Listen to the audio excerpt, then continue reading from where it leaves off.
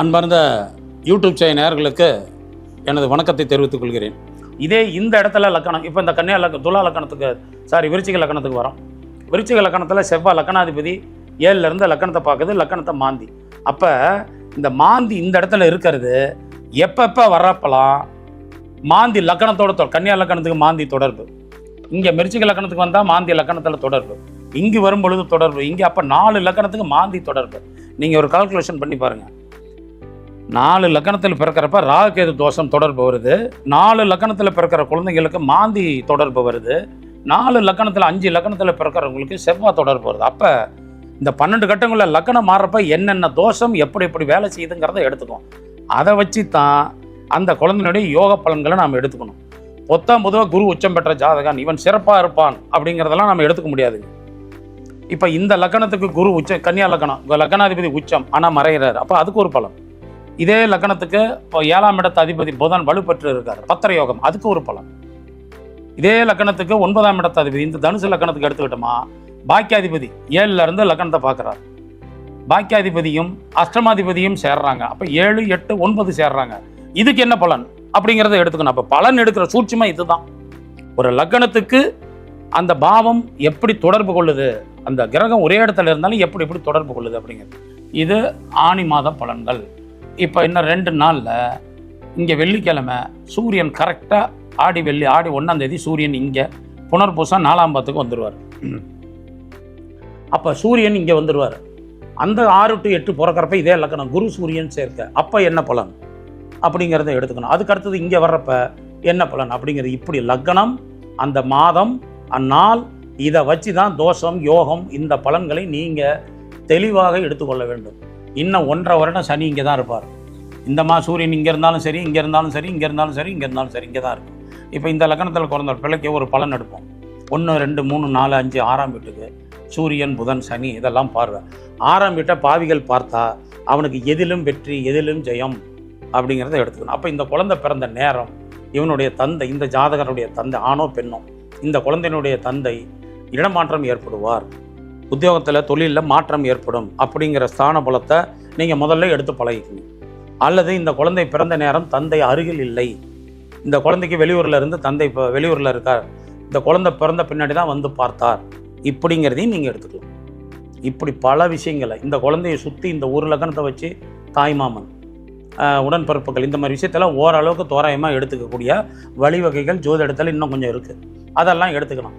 இங்கே பிறக்கிற குழந்தைக்கு ஒரு மாதிரி பலன் தாய் வீடும், இந்த லக்கணத்தில் இருக்கிறப்ப பிறக்கிற குழந்தைக்கு தாய் வீட்டு பலனும் தாய் வீட்டு உடன்பிறப்புகளை பற்றி பலனும் எடுக்கலாம். சந்திரன் ஒரே இடத்துல தான் இருக்குது. ஆனால் இந்த 4 மணி நேரத்தில் பாருங்கள், இந்த சந்திரன் நைட்டு 7 வரைக்கும், நேற்று நைட்டு 3லேருந்து இன்றைக்கி நைட்டு 7 வரைக்கும் சந்திரன் இங்கே தான் இருக்கார். ஆனால் கிரகங்கள் மாறும் பொழுது அந்த கிரகங்களுடைய பலன்கள், லக்னங்கள் மாறும் பொழுது கிரகத்தினுடைய தன்மை மாறுபடும், பத்திர யோகம் அப்படிங்கிறது மாறுபடும். இப்போ இந்த ஜாதகத்துக்கு செவ்வாய் வர்க்கோத்தமம் பாருங்கள், நவாம்சம் ராசி 2லேயும் செவ்வாய் ஒரே வீட்டில் இருக்குது அப்படின்னா அது வர்க்கோத்தமம். அப்போ இந்த எத்தனை நாளைக்கு இந்த கிரகம் வர்க்கோத்தமம் பெறும் அப்படிங்கிறது, செவ்வாய் ஒரு வீட்டில் தோராயமாக 45 நாள் இருக்கும். 45 நாளை 9 பாகையில் வகுத்தா ஒவ்வொரு பாதத்தில் எந்த டிகிரி போதோ அத்தனை டிகிரி வரைக்கும் இந்த கிரகம் செவ்வாய் வர்க்கோத்தமத்தில் இருக்கும் அப்படிங்கிறது. செவ்வாய் வர்க்கோத்தமம் பெற்றால் என்னென்ன பலன் இருக்குங்கிறத நம்ம படிச்சிருப்போம் ஜோதிடத்தில். அது ஒவ்வொரு கிரகம் வர்க்கோத்தமம் பெற்றால் என்ன, ஆட்சி பெற்றால் என்ன, உச்சம் பெற்றால் என்னங்கிற பலன் படிச்சிருப்பீங்க. இருந்தாலும் அதை ஒவ்வொரு பாவம் வர்றப்ப சொல்கிறேன், அதாவது ஒவ்வொரு கிரகத்தை பற்றி சொல்கிறப்ப அந்த பலனை சொல்கிறேன். அப்போ இப்போ செவ்வாய் வர்க்கோத்தமம், செவ்வாயினுடைய முதல் கணிப்பு என்ன, சகோதரன், ரத்தம், நிலம், மண்மனை, யோகம், விவசாயம், இந்த காரகத்துவத்தெல்லாம் சொல்கிறான். இதில் ஏதோ ஒன்று இவனுக்கு சிறப்பு, இப்படி பலன் எடுத்துக்கங்க. இது எல்லாமே இருக்குன்னுலாம் எடுத்துக்காதீங்க, அந்த லக்கண பாவத்தை வச்சு எடுத்துக்கங்க. இப்போ லக்கணத்துக்கு 5 கூடிய கிரகம் 11ல் இருக்குது, இவனுக்கு பூர்வீகத்தில் பலன் கிடைக்கும். அது எப்போ கிடைக்கும்னா இவனுக்கு செவ்வாய் தசை, செவ்வாய் புத்தி எப்போ வருதோ அப்போ அந்த விஷயம் நடக்கும். இப்போ இருக்கான்னா பூர்வீகம் உண்டுன்னு எடுத்துக்கலாம். இந்த மாதிரி பலன் எடுத்து பழகுங்க. அப்போ பலனை ஒரு கிரகம் எப்போ கொடுக்கும், அதனுடைய தசா புத்தி அந்தரம் இந்த மாதிரி நேரத்தில் அது கொடுத்து பழகும் அல்லது அப்போ நடக்கும் அப்படிங்கிறதான் நாம் எடுத்துக்கணும். இப்போ யோகம் அப்படின்னு பார்த்தா இதுக்கு பஞ்சமகா புருஷங்கள் அப்படின்னு சொல்லக்கூடிய யோகங்கள் அப்படிங்கிறதுல பார்த்துட்டிங்கன்னா 2 யோகம் இருக்குது. பஞ்சமா புருஷ யோகங்கள் 5 கிரகங்களுக்கு உண்டு. குருவுக்கு உண்டு, சனிக்கு உண்டு, புதனுக்கு உண்டு, சுக்கிரனுக்கு உண்டு, செவ்வாய்க்கு உண்டு. இந்த மாதிரி ஒரு 5 கிரகங்களுக்கு உண்டு. இந்த 5 கிரகத்தில் குரு ஆட்சி உச்சம் பெற்றால் அதுக்கு பேர் அம்ச யோகம். புதன் ஆட்சி உச்சம் பெற்றாலோ அதற்கு பெயர் பத்திர யோகம். அப்போ இங்கே இந்த குழந்தைகளுக்கு இந்த குறிப்பிட்ட நாள் வரைக்கும் பிறக்கிறவங்களுக்கு எல்லாமே ஹம்ச யோகம்னு ஒரு யோகம் உண்டு. இன்னும் 1 வருடம் பிறக்கிற குழந்தைகளுக்கு ஹம்ச யோகம். இதில் குரு வக்கரம் பெற்று இருக்கலாம், அதிசாரம் பெறலாம், அதெல்லாம் அப்புறம். ஆனால் அந்த யோகம்ங்கிறது குரு அம்ச யோகம்ங்கிற ஒரு யோகம் இருக்கும். இன்னும் 1 மாதம் பிறக்கிற குழந்தைங்களுக்கு புதன் அம்ச யோகம், இப்போ பத்திர யோகம் இருக்கும். அப்போ இந்த அம்ச யோகமும் பத்திர யோகமும் சொல்லக்கூடிய பொது பலன்கள் எல்லாம் அப்படியே நடக்குமானா நடக்கவே நடக்காது. அம்ச யோகம்னா என்னென்ன இருக்குது, பத்திர யோகம்னா ஆட்சி பெற்றவன், அறிவாளி, பல நூல்கள் எழுதுவான், நூலாசிரியராக வருவான், இப்படி பல விஷயங்களை புதனுக்கு என்னென்ன காரகத்துவம் சொல்லுதோ அதெல்லாம் அவனுக்கு நடக்குமானா நடக்காதுங்க. அந்த புதன் இருக்கும் நிலை அந்த லக்னத்துக்கு அது நட்பா பகையா, நன்மை செய்யக்கூடிய கிரகமா தீமை செய்யக்கூடிய கிரகமா அப்படிங்கிறதெல்லாம் எடுத்துக்கிட்டு தான் நீங்கள் பலன் சொல்லணும். இவ்வளவு சூட்சமம் இருக்க பலன் சொல்கிறது. சரி, இப்போ இந்த இடத்த நாம் நாடி ஜோதிடத்தில் பார்த்துட்டிங்கன்னா இந்த லக்கணத்தை அப்படியே விட்டுருவாங்க, எடுத்துக்க மாட்டாங்க. கிரக அமைப்புகளை மட்டும் வச்சு எடுத்துக்குவாங்க. இப்போ இந்த 12 வருஷத்துக்கு முன்னாடி குரு இந்த இடத்துல இருக்கும். 12 வருஷம்னா இப்போ 26 அப்படிங்கிறப்போ 2014 குரு இந்த இடத்துல இருந்திருப்பார். இது ஒரு தோராயமான கணக்கு தான். 12 வருடங்களுக்கு ஒரு முறை ஒரு வீட்டுக்கு குரு வரும். 27 வருட முறைங்களுக்கு ஒரு முறை சனி அதே வீட்டுக்கு வரும். 18 ஆண்டுகளுக்கு ஒரு முறை ராகு தான் எந்த இடத்துல இருக்கோ அந்த இடத்துக்கு ட்ராவலில் வரும். இப்படி ஒரு கணக்கு அந்தந்த கட்டத்துக்கு வரும். அப்போ இப்போ 12 வருஷத்துக்கு முன்னாடி பிறந்த குழந்தைங்களுக்கெல்லாம் குரு இப்படி இருக்கும். அப்படிங்கிறப்போ அந்த லக்னத்தை பொறுத்து தான் இந்த குரு பலன் தருவாருங்கிறதுக்கு தான் இந்த கணக்கு. 27 வருஷத்துக்கு முன்னாடி பிறந்த சனியில் இருக்கிறவங்களுக்கு இப்போ 12 வருஷத்துக்கு முன்னாடி பிறந்தா சனி இங்கே இருக்காது, புரியுங்களா? 12 வருஷத்துக்கு முன்னாடி பிறந்தா ராகு இங்கே இருக்காது.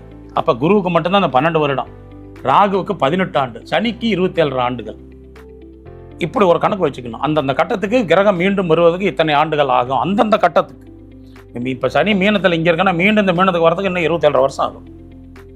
கிட்டத்தட்ட 2052 53 அப்படிங்கிற காலகட்டத்துக்கு வரும். இந்த வருட கிரகங்களை எதுக்காக இப்படி இந்த கணக்குகள் இத்தனை வருடம் சுழற்சி வச்சுருக்காங்கங்கிறது தான் விஷயம். இந்த வருடக்கோள்களை சுற்றி தான் ஒரு ஜாதகனுடைய நன்மை தீமைகள் கர்மாக்கள் அனைத்தும் நடக்கும். இந்த மாதக்கோள்கள் இப்போ உதாரணத்துக்கு சனி இங்கே இருக்குது. சனி ஒருத்தருக்கு 5ஆம் பாவத்தில் வந்துச்சுன்னா அவங்க பத்திரத்தில் கையெழுத்து போடுவாங்க. 5ஆம் பாவத்தில் வந்து புதனோட சம்மந்தப்பட்ட பத்திரம் சம்மந்தப்பட்ட இடத்துல கையெழுத்து போடுவாங்க அப்படிங்கிற ஒரு அமைப்பு இருக்குது. சனியும் புதனும் சம்மந்தப்பட்ட கட்டடம் கட்டுவாங்க அப்படிங்கிறது. அப்போ இங்கே இருக்கிற புதன் அப்படியே சுற்றிட்டு வந்து இந்த இடத்துல வந்து பிறக்கிறப்ப ஒரு குழந்தை பிறந்தாலோ, இங்கே இருக்கிறப்ப குழந்தை பிறந்தாலோ, இங்கே புதன் இருக்கிறப்ப ஒரு குழந்தை பிறந்தாலோ, புதன் இங்கே இருக்கிறப்ப குழந்தை பிறந்தாலோ சனி புதன் சம்பந்தம்.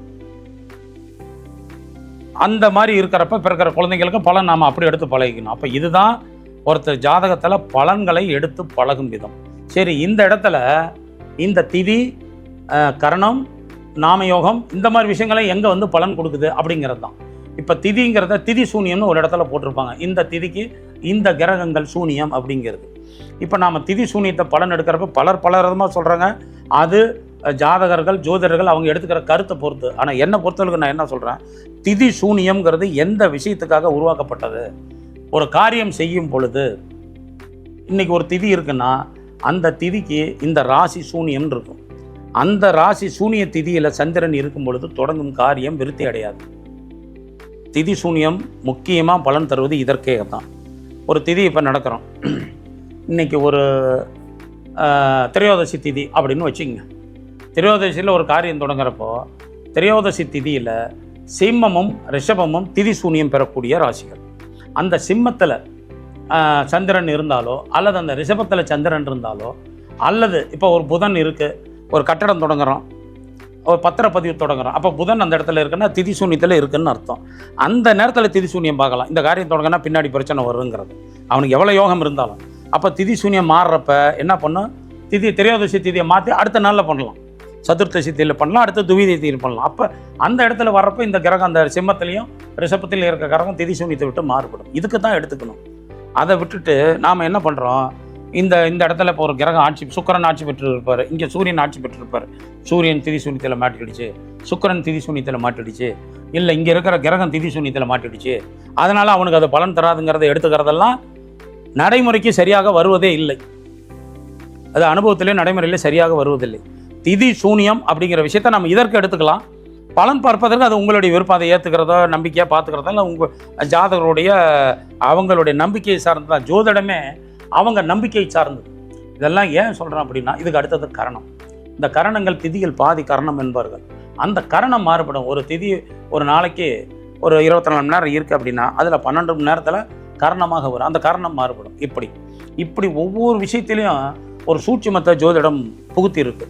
ஒரே நாளில் பிறக்கிற குழந்தைகளுக்கு திதி மாறும், கர்ணம் மாறும், நாம யோகம் மாறும், யோகங்கள் மாறும். இப்படி ஒரே நாளில் பிறக்கிற குழந்தைகளுக்கு யோகங்கள் மாறும், தோஷங்கள் மாறும், திதிகள் மாறும். இப்படி அமைப்பு இருக்குது. இதை எடுத்து தான் பலன் சொல்ல கற்றுக்கொள்ள வேண்டும். அப்போ பலன் சொல்கிறதுக்கு வாரம்னா நாள், திதினா அந்த திதி சொல்லியிருக்கோம், கரணம், இந்த மாதிரி ஒரு 5 வகை பஞ்சாங்கத்தில் இருக்க 5 வகை விஷயத்தை முக்கியமாக எடுத்து தான், அதுதான் பஞ்சாங்கம். 5 அங்கங்கள் பஞ்சாங்கம். அந்த பஞ்சாங்கத்தை சார்ந்து தான் பலன் எடுக்க வேண்டும் அப்படிங்கிறத வச்சுங்க. ஒவ்வொன்றும் பலன் சொல்வதற்கு முக்கியமானது. கர்ணமும் முக்கியமானது, திதியும் முக்கியமானது. எதையும் விளக்க முடியாது. வேண்டாங்க இதெல்லாம் சும்மா திதியெல்லாம் பார்க்க வேண்டியதில்லை, கர்ணம் பார்க்க வேண்டியதில்லை அப்படிங்கிறது. பிறப்புக்கு நட்சத்திரத்தையும் இறப்புக்கு திதியையும் முன்னோர்கள் மூலதனம். அதுதான் ஒருத்தன் பிறந்தவன் நட்சத்திரம். கோயிலில் அர்ச்சனை பண்ண என்ன சொல்லுவாங்க? நாம நட்சத்திரம் சொல்லு, அப்படி பேரை சொல்லு, நட்சத்திரம் சொல்லுமா. இந்த உடைப்பட்ட நட்சத்திரங்கள் சொல்கிறப்ப நல்ல தெளிவான பிராமணர்கள் குருக்கள் என்ன பண்ணுவாங்க? இப்போ புனர்பூசம்னா மிதன ராசியா கடகராசியான்னு கேட்பாங்க. உத்திராடம்னா தனுசுவா மகரமாங்க. அவிட்டம்னா மகரமா கும்பமா அப்படிம்பாங்க. பூரட்டாதினா கும்பமா மீனமா அப்படிம்பாங்க. இப்படி கிருத்திகை அப்படின்னா மேஷமா ரிஷபமாங்க. இது சில குருக்களுக்கு விவரமாக கேட்பாங்க. அல்லது சில பேர் என்ன பண்ணுவாங்க? ரிஷபராசி, அதாவது கிருத்திகை நட்சத்திரம்னா ரிஷபராசின்றாங்க. ஏன்னா ரிஷபராசியில் தான் 3 பாதம் இருக்குது. இப்படி சில பேர் முழுமையாக பூரட்டாதினா கும்பராசி அப்படின்னு. இப்போ மகரத்தில் பார்த்தீங்கன்னா செவ்வாய் 2 பாதமும் இது இருக்கும். அவங்க என்ன பண்ணுறவங்க? செவ்வாய் 3 நாளாக கும்பராசின்றாங்க.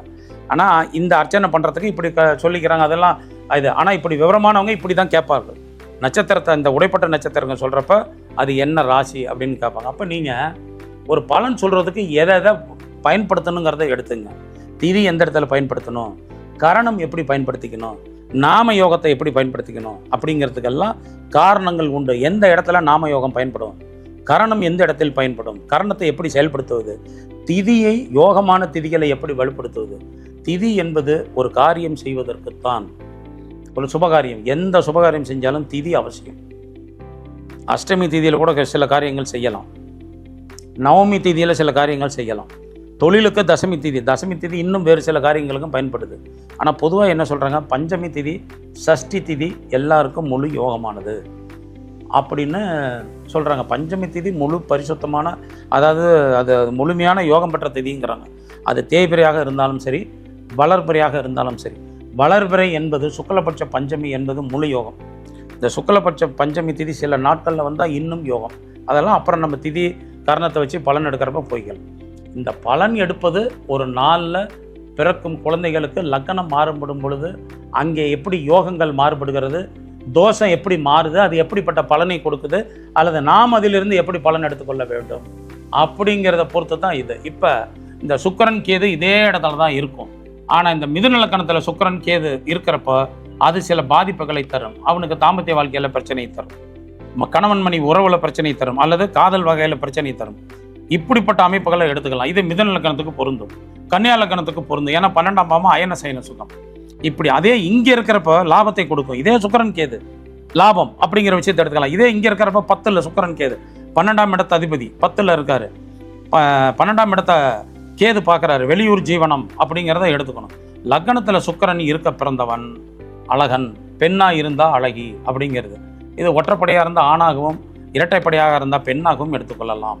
ஆண் ஜாதகத்தில் லக்னத்தில் சுக்கிரன் இருந்தால் அவங்ககிட்ட பெண்மை சாயல் கண்டிப்பாக இருக்கும். ஒற்றைப்படை ராசிகளில் சுக்கிரன் அது பலமாக இருந்தால் நிச்சயம் இருக்கும். இரட்டைப்படை ராசிகளில் சுக்கிரனோ சந்திரனோ ஆட்சி உச்சம் பெற்றால் அவர்களும் அழகிகள் அல்லது வசியம் மிக்கவர்கள் அப்படிலாம் எடுத்துக்கலாம். இப்படி அதாவது நம்ம அந்த காரகத்துவத்தை முழுமையாக புரிஞ்சுக்கணும். இப்போ இந்த விஷயத்தை இன்றைக்கி பார்த்துக்கிட்டோம். இனி அடுத்த வீடியோவில் நம்ம எதை பற்றி சொல்ல போகிறோன்னா, ஒரு கிரகத்தினுடைய காரகத்துவம் அப்படிங்கிறது. ஒவ்வொரு காரகத்துக்கும், ஒவ்வொரு கிரகத்திற்கும் பல காரகத்துவம் கொடுத்துருக்காங்க. சூரியன்னா தந்தை மட்டுமல்ல, அதனுடைய நெருப்பு அப்படிங்கிற விஷயத்தை கொடுக்குறாங்க, அப்பாவுக்கு கொடுக்குறாங்க, தொழிலுக்கு கொடுக்குறாங்க, கோவில் குளம் திருப்பணி செய்வதற்கு குருவையும் சூரியனையும் எடுத்துக்கிறாங்க. இப்படி அந்த சூரியனுக்கு கொடுக்கக்கூடிய அத்தனை காரகத்துவம், அது அந்த ஏதோ ஒரு காரகத்துவம் அங்கே ஒரு இடத்துல செயல்படும். அடுத்த வீடியோவில் கிரகங்களுடைய காரகத்துவத்தை பற்றி நாம் பார்க்க போகிறோம். அதில் இப்போ சூரியன் அப்படின்னா சூரியன் பிதுர் காரகன் பொதுவாக நம்ம சொல்கிறோம். ஆனால் சூரியனுக்கு பல காரகத்துவங்கள் உண்டு. சூரியனுக்கு பல காரகத்துவம், பல தன்மைகள் உண்டு. அதனுடைய தன்மை எப்படி அந்த ஜாதகத்துக்கு பிறந்த நேரத்தை வச்சு எப்படி செயல்படுகிறத கண்டுபிடிச்சி சொல்கிறது தான் ஜோதிடனுடைய திறமை. சூரியன் கிரகம், அது சூரியன் சுயசாரம் பெற்று இருக்க வலிமை அப்படின்னும் எடுத்துக்கலாம். சூரியன் சுயசாரத்தில் நின்று சில லக்கணத்துக்காரங்களுக்கு வலிமை பெற்றால் தீமையை செய்யுங்கிறதையும் எடுத்துக்கலாம். அந்த சூரியனுடைய காரகத்துவம் உள்ள அத்தனை இடத்துலையும் சூரியனால் கிடைக்கக்கூடிய நன்மைகளை தடைப்படுத்தும் எப்படிங்கிறது. இது சூரியன் தன்னுடைய சுயசாரத்தில் இருந்தாலும் ஆட்சி உச்சம் பெற்றாலும் எப்படி பெற்றாலும் சில லக்கணங்களுக்கு சூரியன் செய்யும் தீமையை உண்டு. சில லக்கணத்துக்கு சூரியன் எப்படிப்பட்ட நிலையில் தான் நன்மை செய்யும் நிலைமை உண்டு. இதை துல்லியமாக கணக்கு போட்டு சொல்வதே ஜோதிடருடைய கடமை. இது சூரியனுக்கு மட்டுமல்ல, ஒவ்வொரு கிரகங்களுக்கும் காரகத்துவம் ஒவ்வொரு லக்னத்துக்கு அல்லது ஒரு கிரகத்திற்கு அந்த கிரகம் நன்மையா தீமையா நட்பா பகையா இப்படிங்கிறத வச்சு ஆராய்ச்சி செய்து பலன் எடுக்கக்கூடியதை எளிமையான முறையில் இனி வரும் வீடியோக்களில் சொல்ல போகிறோம். இப்போ இதில் ஒரு முக்கியமான விஷயத்தை பாருங்கள். இந்த மகர லக்கணம் இப்படி இந்த மகர லக்கணத்தில் இருந்து இந்த சிம்ம லக்கணம் இப்படி இந்த லக்கணத்துக்குள்ள எப்படி இந்த 2 லக்கணத்திலையும் எந்த லக்கணமாக இருந்தாலும் அதற்கு முழுமையான காலசர்ப்ப தோஷம் அப்படிங்கிற ஒரு விஷயம் உண்டு.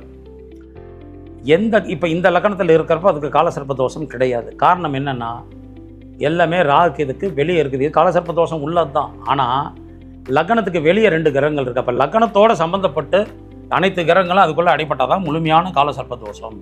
அப்போ இன்னைக்கு கடக லக்கணத்தில் சிம்ம லக்கணத்தில் ஒரு குழந்தை பிறந்தாலும் அல்லது இந்த மகரத்தில் ஒரு குழந்தை பிறந்தாலும் அது முழுமையான காலசர்ப்ப தோஷத்தில் பிறந்த குழந்தை அப்படிங்கிறத நாம் எடுத்துக்கலாம். அப்போ அந்த காலசர்ப்ப தோஷம் குறிப்பிட்ட வயதுக்கு பிறகு யோகமாக மாறும். அது ஒரு சிலர் ஜாதகத்தில் 27 வயதில் யோகமாக மாறும், சிலருக்கு 31 மாறும், சிலருக்கு 47 கூட மாறும். ஆனால் கண்டிப்பாக மாறும். காலசர்ப்ப தோஷத்தில் பிறந்தவர்கள் அதே காலசர்ப்பத்தாய் யோகத்தை அனுபவிக்க கடமைப்பட்டவர்கள். நிச்சயம் அவன் வாழ்வில் ஏதோ ஒரு நாள் அந்த யோகத்தை அவன் அடைந்தே தீர்வான். இதை புரிஞ்சுங்க. இப்போ இதுதான் காலசர்ப்ப தோஷம். தோஷங்கள் ஒரு லக்கணத்தை வச்சு எப்படி உருவாக்குது அல்லது எப்படி எடுக்குதுங்கிறது. இதற்கும் முன்னோர்கள் செய்த பாவத்திற்கும் புண்ணியத்திற்கும் தொடர்புண்டான உண்டு. இதெல்லாம் இனி வர வீடியோக்களில் கண்டிப்பாக பார்ப்போம். ஒரு வீடியோக்களில் இப்போ சூரியனை பற்றி எடுத்துக்க போகிறோம். சூரியனுடைய காரகத்துவத்தை எடுத்துக்க போகிறோம். அந்த காரகத்துவம் எந்தெந்த லக்கணங்களுக்கு அல்லது எந்தெந்த கிரகங்களுக்கு எப்படிப்பட்ட பலன் செய்யணும். இப்படி 9 கிரகங்களுக்கு ஒரு வாரத்துக்கு 2 கிரகங்களை பற்றி சொல்ல போகிறோம். இதை பார்த்துங்க. இதில் கமெண்ட்டில் ஏதாவது என்னுடைய இந்த கருத்துக்கள், ஜோதிட கருத்துக்கள் அல்லது பாடம் நடத்தின விதத்தில் புரியலை அல்லது இது தவறான விஷயமா சொல்கிறீங்க அப்படின்னு இருந்தால் கண்டிப்பாக கமெண்ட்டில் சொல்லுங்கள். என்னுடைய நம்பரை இதில் போடுவாங்க. அந்த நம்பரில் நோட் பண்ணி சொல்லுங்கள். மற்றபடி எனக்கு தெரிஞ்சதை தான் நான் என்னுடைய அனுபவத்தில் எனக்கு தெரிஞ்ச விஷயத்தை நான் பார்க்க முறையை வச்சு சொல்லித்தரேன். அதுக்காக தான் இன்னைய பிறந்த குழந்தைய கொஞ்சம் சுலபமாக உங்களுக்கு புரியுங்கிறதுக்காக எடுத்து சொல்கிறேன். லக்கணத்தை எப்படி எடுத்துக்கணும் அப்படிங்கிறதுக்காக. இந்த அடிப்படையில் இன்னும் அடுத்த பாவம் இதே அடுத்த எபிசோட்லேயும் அடுத்தது தொடர்ந்து சொல்ல போகிறேன். ஆதரவு தரணும்னு கேட்டுக்கிறேன். நன்றி, வணக்கம்.